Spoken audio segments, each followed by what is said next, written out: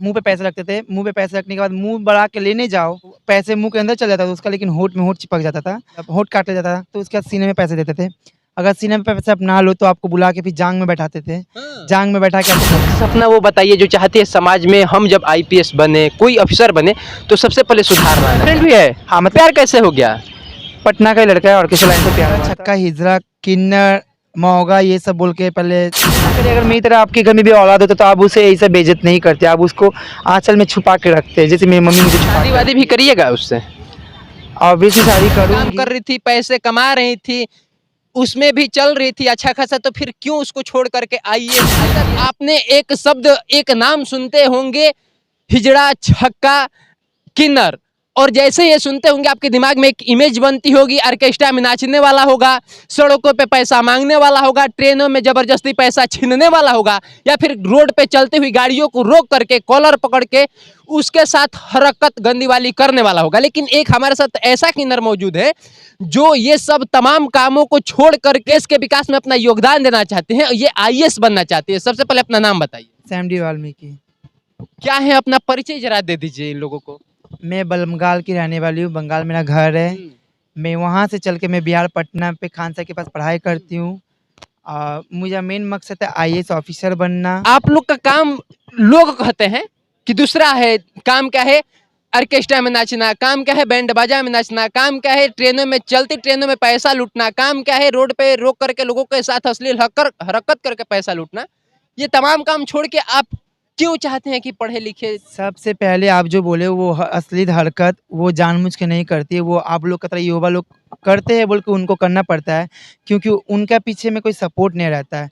क्योंकि अगर आपको कुछ हो जाए तो आपके पीछे में फैमिली आ जाएगा, आपका फ्रेंड्स आके दौड़ के आएंगे मारने के लिए, लेकिन उनके पीछे कोई नहीं आने वाला, तो उसको वो अश्लील हरकत करके अपना को बचाना पड़ता है। आपने कभी ऑर्केस्ट्रा में काम किया है, बैंड बाजा में काम किया है? मैं ऑर्केस्ट्रा में प्रोग्राम की हूँ।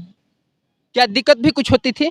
बहुत दिक्कत होती थी, बहुत सामना करना पड़ता था, हर एक फेस का सामना करना पड़ता था। किस टाइप का दिक्कत होता था, पहले ये बताइए। लोग क्या उम्मीद रखते थे जब आप डांस करते थे ऑर्केस्ट्रा में? तो सबसे पहले वो लौंडा, छक्का, हिजरा, किन्नर, मौगा ये सब बोल के पहले सुनाते थे बात।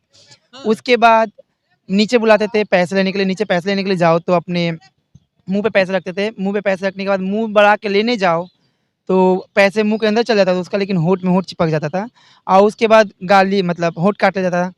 उसके बाद क्या करता था, वहाँ अगर मन भर गया तो उसके बाद सीने में पैसे देते थे। अगर सीने में पैसे आप ना लो तो आपको बुला के फिर जाँघ में बैठाते थे। जाँघ में बैठा के आपको पैसे देना पड़ेगा। अगर वो भी नहीं करेगा तो आपको बोलेगा आप जाओ, दूसरे डांसर को भी जाओ। पहले तो लोग फट्टा लेके बैठते एक से एक, नया-नया मतलब राजा महाराजा बन जाते हैं ऑर्केस्ट्रा लाइन पे। जो लोग आते हैं प्रोग्राम देखने, वो लोग सिर्फ वो गाँव भर के अंदर ही अपना दादागिरी दिखाते हैं कि अगर इतना हिम्मत है तो ना तुम्हारा गाँव है ना मेरा गाँव है, मैं तो बंगाल की हूँ, मैं तो यहाँ कोई नहीं। बाहर निकलो, ये गाँव के छोड़ो, उसके बाद तुम हमसे मुकाबला कर लो अकेला, हम अकेले रहेंगे, हम किसी को बुलाएंगे तुम भी मत किसी को बुलाओ, तब जानेंगे तुम ओरिजिनल मर्द हो। लेकिन खैर हटाओ, वो तो रहा ही बात, वो तो आया नहीं कभी, फिर माफ़ी वाफ़ी मुझसे मांग लिया। आपने क्या सोच करके जब ऑर्केस्ट्रा में काम कर रही थी, पैसे कमा रही थी, उसमें भी चल रही थी अच्छा खासा, तो फिर क्यों उसको छोड़ करके आईएएस, आईपीएस, डीएसपी टाइप के सोचने? एक्चुअली मेरा शुरू से ही मन था कि मैं गवर्नमेंट कोई जॉब करूं। शुरू से मेरा विश था कि मैं आईएएस बनूं, समाज के लिए कुछ करूं, क्योंकि ऑलरेडी मैं बचपन से सुन के बड़ी हुई थी, तो मेरे अंदर एक जुनून पैदा हो गया था। तो मुझे वो जब मैं ऑर्केस्ट्रा गई तो वो मेरी मजबूरी थी कि मुझे जॉब नहीं मिल रही थी, इसलिए मैं ऑर्केस्ट्रा पे गई थी। फिर वहाँ जाने के बाद मुझे पता चला कि इतना गंदा हरकत होता है। मैं वहाँ से सोची मैं कब निकलूँ यहाँ से या कुछ करूँ। तो मुझे अपने आप को मैं सोची कि नहीं, मैं पढ़ी लिखी हूँ तो मैं पढ़ाई को लेके जारी करती हूँ। अच्छा, जो लोग कहते थे हम तुम्हारे होठ में पैसा देंगे, हम तुम्हारे सीने में पैसा देंगे, हम तुम्हारे कमर में पैसा खसेंगे, जांग पे बैठाएंगे, वैसे तमाम लोगों का विरोध नहीं करती थी, नहीं कहती थी कि मैं तुमसे इस स्टाइल में पैसे नहीं लूंगी? मैं पहले ही बोली हूँ, लंका में जो घुसेगा वही रावण कहलाएगा। देन वो लोग का लंका में वो लोग घुसा तो वो लोग ही रावण था। तो इसीलिए मैं यही कहूँगी कि जब मैं विरोध करने जाऊँ तो क्या दरकार है, झगड़ा लड़ाई लगना स्टार्ट हो जाएगा, सब पीपा के ड्रामा करने स्टार्ट कर देंगे। मालिक भी कहता होगा कि ऐसे ही पैसा लो जिससे वो दे रहा है। नहीं, मेरे मालिक बहुत अच्छे थे, जो मेरे मालिक थे, भैया जो मेरे थे बहुत अच्छे थे। पहली बार नाचने के लिए कपड़ा कब पहनती हैं आप? तो जब क्लास 12 ग्रेजुएशन लेवल रही थी तभी मैं स्टार्ट की थी, और कपड़ा तो मैं बचपन से पहनती हूँ, इसमें नहीं कोई बात नहीं है। ये नहीं कि मैं मतलब अभी पहन रही हूँ मैं नहीं, कपड़ा। साड़ी, सलवार सूट ये सब की बात कर रहे हैं। साड़ी सलवार जीन्स और ये तो पहन के नहीं नाचती होंगी? मैंने लास्ट में मैं यही पहन के नाचती थी जब मैं वहाँ थी तो। क्योंकि लास्ट में मैं कंफर्टेबल नहीं होती थी, बल्कि मैं मेरा मर्जी के ऊपर मैं नाचती थी। मैं किसी दबाव पे नहीं रहती हूँ, ना आगे भी कभी थी ना अभी भी हूँ। कितना कमा लेती थी उस वक्त? 2020 2500 या 1500 नाइट ऐसा। एक रात का? हाँ। सोचिए 30 रात कार्यक्रम करती थी तो 30 से गुना करिएगा तो कितना हो जाएगा। इतना पैसों का लात मार करके समाज सेवा में आप आई हैं, क्या लग रहा है कि ये आपका सपना साकार हो पाएगा? कितना मेहनत कर रही हैं? सबसे पहले हम किन्नर लोग जो होते हैं वो लोग पैसे के भूखे कभी नहीं होते हैं। पैसे हम लोग बहुत कमाते हैं, लेकिन देखा जाए हम लोग इज्जत के भूखे होते हैं। लेकिन मुझे वहाँ इज्जत नहीं मिली, बल्कि मैंने ठुकरा दी। मंथली कितना कॉस्टिंग आ जाता है आपको पटना में रहने में? 10,000 तक तो लगता ही है मुझे।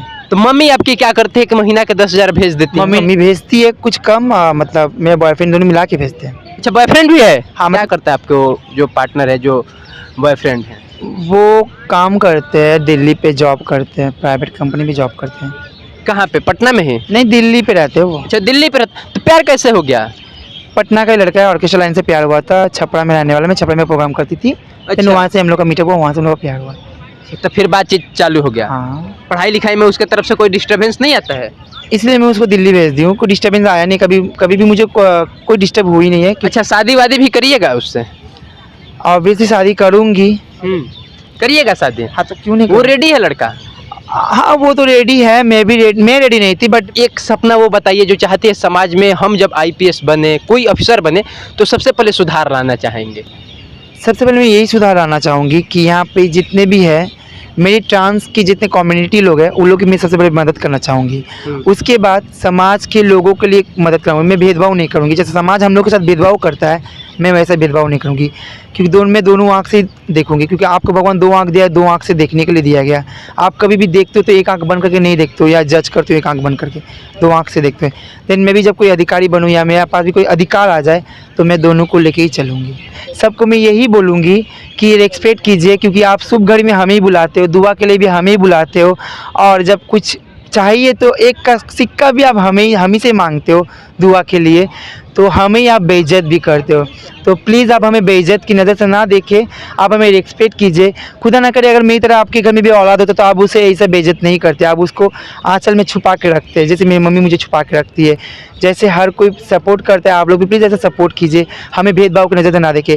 अगर हॉस्पिटल में जाया जाए, ब्लड देखा जाए, ब्लड का खून मेरा भी लाल ही निकलेगा जाँच में, आपका भी लाल ही निकलेगा। ये नहीं कि मैं किन्नर बोल के मेरा हरा निकल जाए, आपका लाल ही निकले। तो प्लीज़ अगर आपको खून की भी ज़रूरत पड़े तो खून हम लोग भी देते हैं। तो आपके शरीर में किसका खून प्रवेश करे वो आपको पता नहीं है, कि किन्नर का है या लौंडा का है, छक्का का। खास करके मैं ये युवा लोग को मैसेज करना चाहती हूँ कि भाई आप लोग रिस्पेक्ट कीजिए, रिस्पेक्ट कि हम लोग भूखे हैं, पैसे के भूखे नहीं हैं। बाकी इसी के साथ हम इस वीडियो को अंत करेंगे। मेरा नाम सोनू आनंद है।